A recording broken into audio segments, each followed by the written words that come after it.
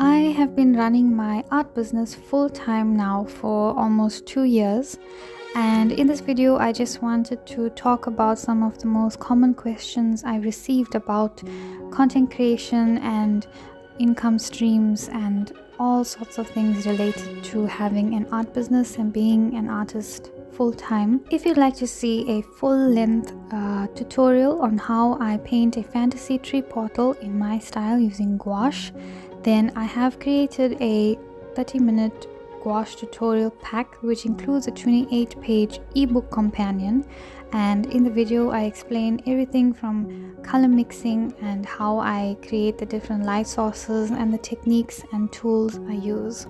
You can check that out in the description, and yeah, otherwise let's just jump into this video. The first question is, do you have a unique art style and what is it inspired by? Yes, I think I do have an art style.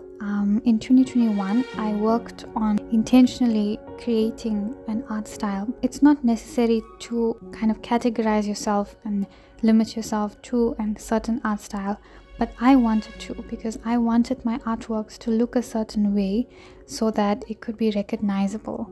It's inspired by my written short stories, The Polka Dot Files, which is a fantasy short story series. How did you start your own business? There was no actual day, there was no actual first day that I suddenly started a business. It was a very gradual struggle, actually. I was in university, I was studying computer science, and I realized this is not what I want to do for the rest of my life. This is not the job that I want to have.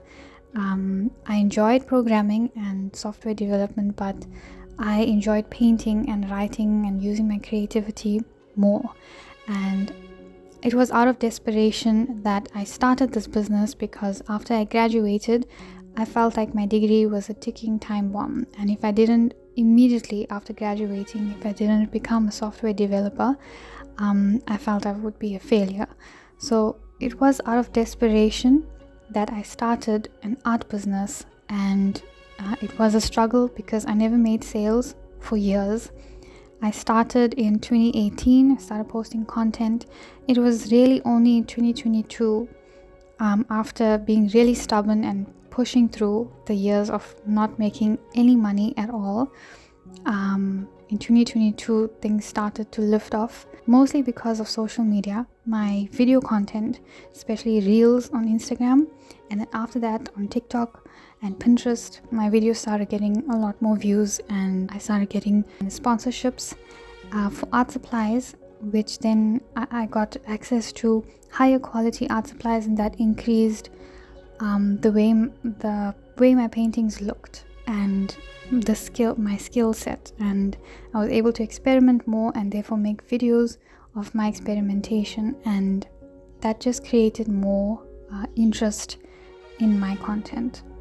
So really it started out of desperation and stubbornness, and really just going for it. The next question is, how do you manage to post so often? I find it stressful to post a lot and it affects my art. Yes, the only downside of having the art business, and you could consider it a downside, but really it's a blessing that we have social media, and we don't depend on a gallery anymore to get eyes on our artwork, and be more flexible with social media. I guess the downside is that you also have to be a content creator, you have to market yourself. I manage to post often because I keep a media library of all my video clips, pictures. I keep it in a library and I repost it, or I make a content strategy with these clips.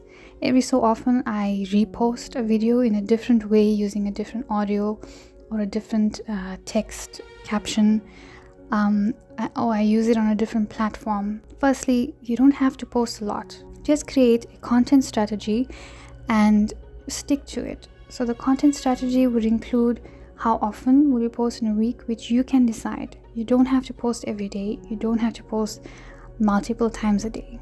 You can set the rules. You are the boss. And make sure the content strategy is realistic to what you can handle. It's not what somebody else told you you need to do to be successful on the platform.